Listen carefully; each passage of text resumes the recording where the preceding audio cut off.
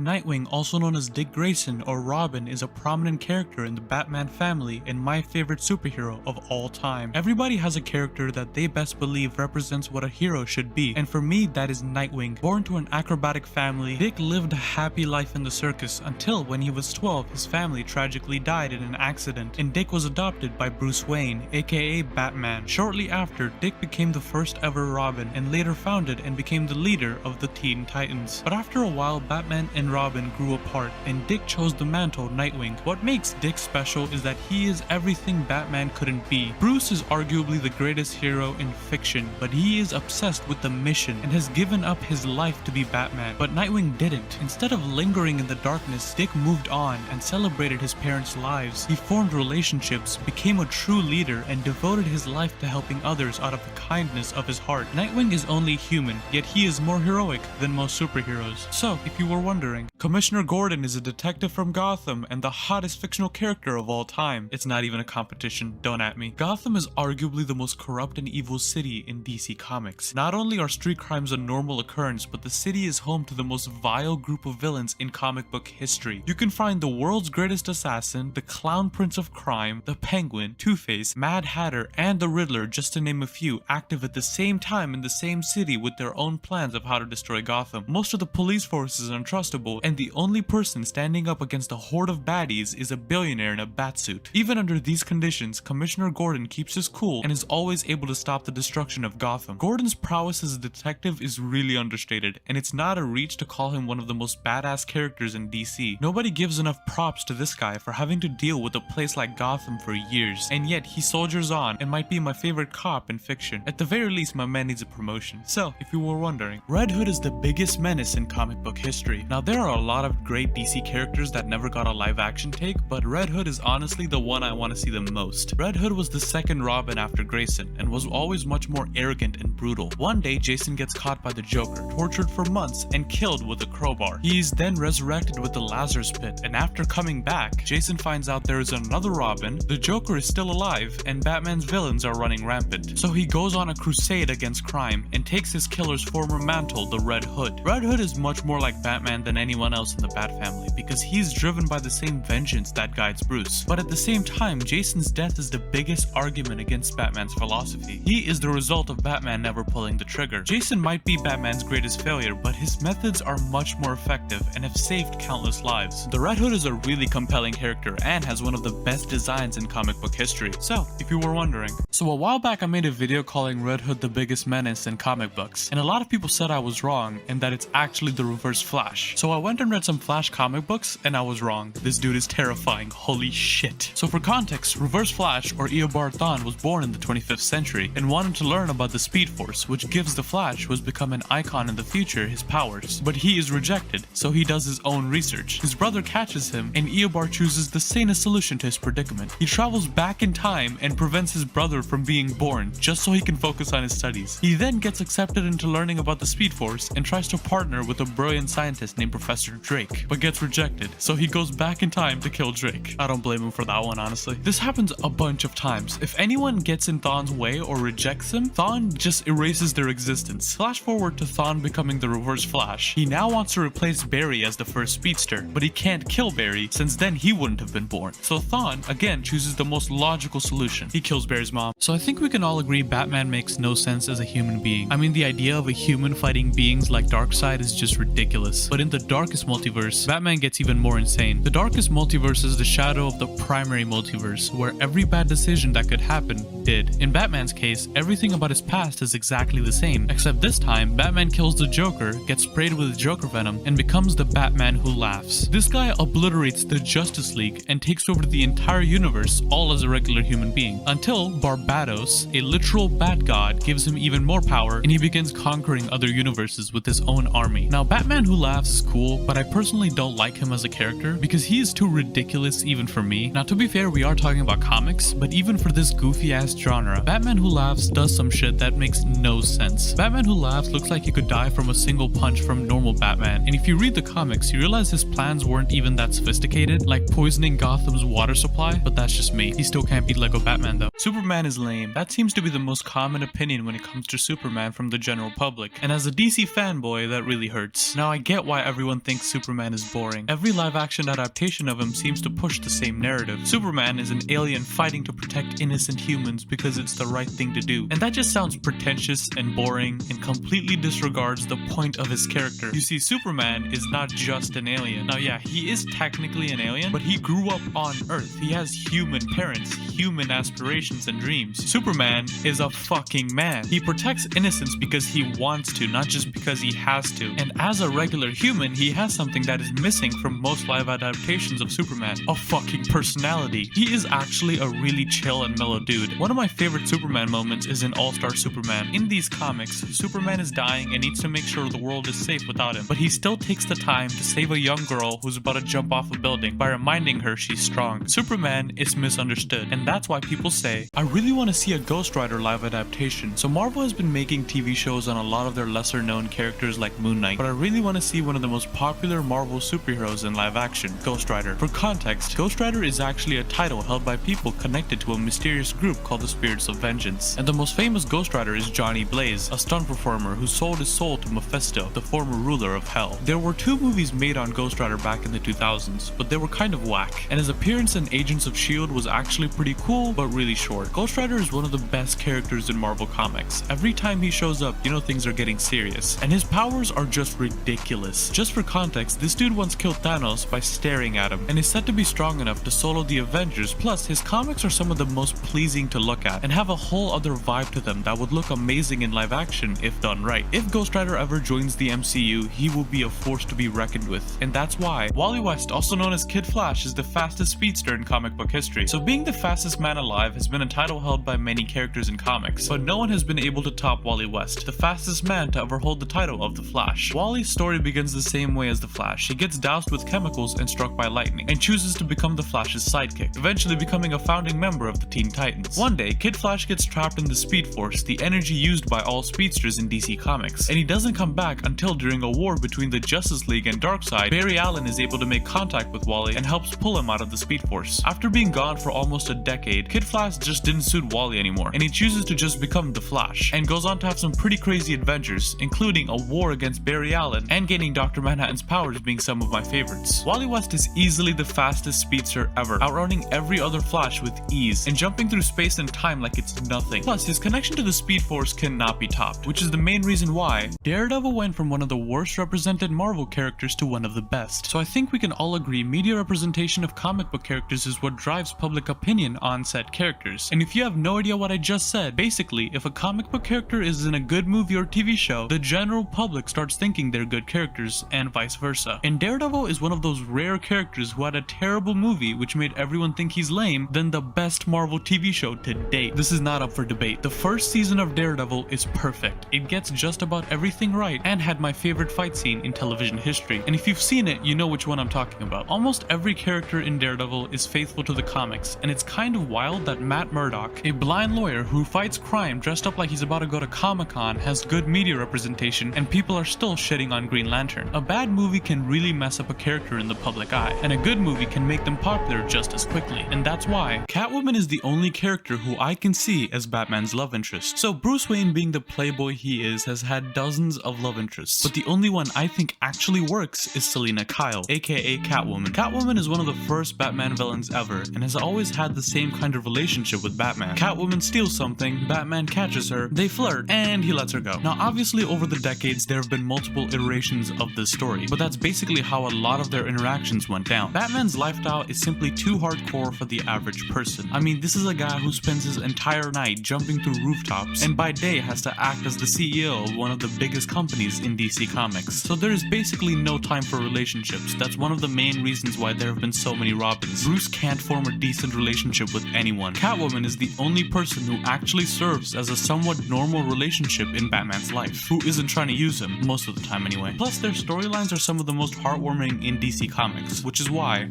DC and Marvel represent two different types of stories, and neither is better than the other. So I'm sure everyone has their own favorite, DC or Marvel, but people don't realize that these companies are aiming to tell different stories in the same genre. Majority of DC superheroes are gods amongst mankind. Even characters like Batman, who are supposed to be human, can pull off feats that are straight up impossible, and that's by design. DC is trying to tell stories of godlike beings dealing with human issues, while Marvel is trying to tell stories of humans gaining superpowers they didn't ask for and learning how to use their newfound powers for good. Now obviously there are superheroes on both sides that embody the other's concepts, but that's generally the aim of both companies, and that's also why Marvel is so much more popular than DC. Marvel Studios knows what they're doing, and their concepts have a much better appeal to the general public, but I think if the right people got a chance to work on DC, they could actually also be a contender. They just have to recognize the concepts that make DC superheroes great, and to do that, they need to know the greatest Marvel villain ever may be coming to the MCU. So everyone is discussing who the next major threat to the MCU will be, and the most likely candidate seems to be Victor Von Doom. Easily my favorite Marvel villain ever, and a character that never really got his time to shine on the big screen. Victor was born in a Romani camp in the fictional country of Latveria, and lost his mother at a young age to Mephisto, a demon, and became obsessed with science and magic, moving to the US to find a way to bring his mother back. Unfortunately, his first attempt failed and left his face scarred. Victor was soon expelled for his experiments and started traveling the world to study magic, eventually coming upon a village of monks who helped him create his iconic armor. Dr. Doom soon went back to Latveria, conquered it, and started using its resources for his own gain. What sets Doom apart from every other villain is his focus on science and magic, which eventually made him incredibly powerful to the point that he could travel through space and time like it was nothing. Dr. Doom is one of the most intriguing villains in Marvel Comics, and definitely deserves the title.